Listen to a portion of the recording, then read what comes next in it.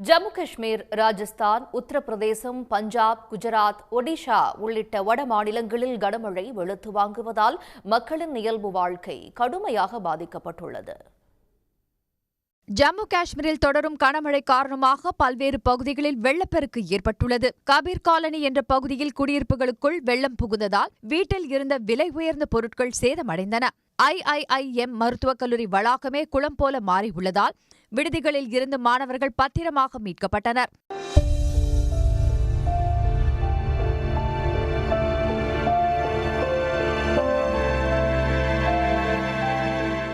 கத்துவா மாவட்டம் சாகர்காட் ஆற்றில் வெள்ளம் கரை புரண்டதில் பாலம் சேதமடைந்து போக்குவரத்து பாதிக்கப்பட்டது.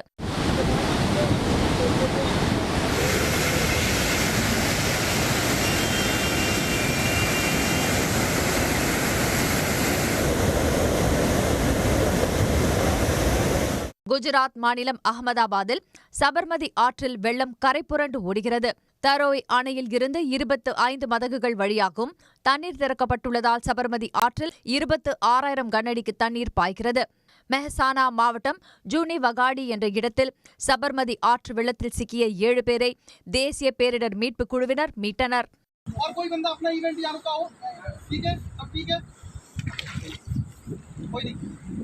ஒடிசா மாநிலத்திலும் கனமழை வெளுத்து வாங்கியதால் சம்பல்பூர் மாவட்டத்தில் வெள்ளம் சூழ்ந்தது.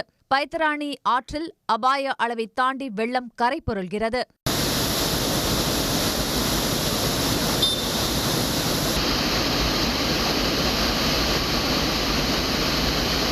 ராஜஸ்தான் மாநிலம் சவாய் மதேப்பூரில் உள்ள சர்வால் அணையில் 10 பேருடன் பயணித்த சிறிய படகு தண்ணீரின் வேகத்தில் கவிழ்ந்தது. இதில் 9 பேர் நீந்தி கரையை கடந்த நிலையில் ஒருவரை தேடும் பணியில் தேசிய பேரிடர் மீட்பு குழுவினர் ஈடுபட்டு வருகின்றனர்.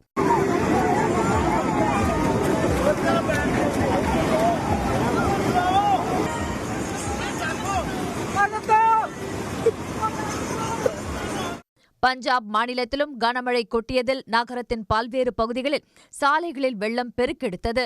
உத்தரப்பிரதேச மாநிலம் பிரயாக்ராஜில் கனமழை கொட்டியதில் ராம்பாக் ரயில் நிலையத்தின் சுற்றுப்புற சுவர் இடிந்து விழுந்தது. இதில் 2 தொழிலாளர்கள் காயமடைந்தனர். சந்திரபிரபா நவுகத் அணையில் இருந்து தண்ணீர் வெளியேற்றப்பட்டதில் சதார் தாலுகாவில் பெரும்பாலான கிராமங்கள் வெள்ளத்தில் தத்தளிக்கின்றன. உடனுக்குடன் செய்திகளை தெரிந்து கொள்ள சன் நியூஸ் பெல் ஐகானை கிளிக் பண்ணுங்க.